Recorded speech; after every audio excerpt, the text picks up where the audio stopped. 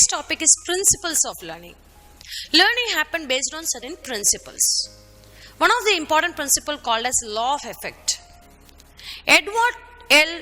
Thorndike, he stated this particular principle as responses followed by pleasant consequences are more likely to be repeated, while responses followed by unpleasant consequences are less likely to be repeated. It is very simple. Like when we behave in a particular manner, the consequences of this particular behavior is positive. We tend to repeat the same behavior. Once we learn that the consequences for this particular behavior is not positive or it is negative, there is any unpleasant response we got out of our behavior, we less likely tend to repeat that particular behavior. This is called as law of effect.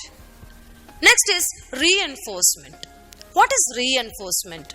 Reinforcement means to strengthen, and reinforcement refers to stimulus which strengthens the probability of a particular response being repeated.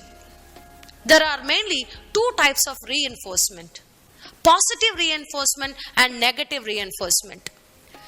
Positive reinforcement increases the chance that a particular behavior would be repeated because it results in a desirable consequences. For example, pay, promotion, interesting work, praise, awards, etc.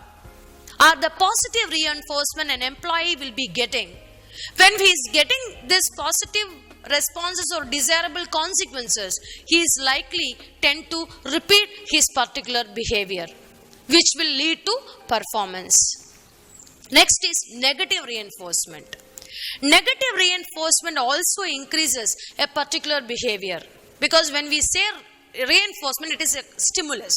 So it is increasing a particular behavior in order to being repeated, because he want to avoid the negative consequences. Earlier in the positive reinforcement, it is in order to get the positive consequences. Here the behavior is done in order to avoid a negative consequences. For example, complaining, etc. So these are all the different types of reinforcement. All these called as the principles of learning.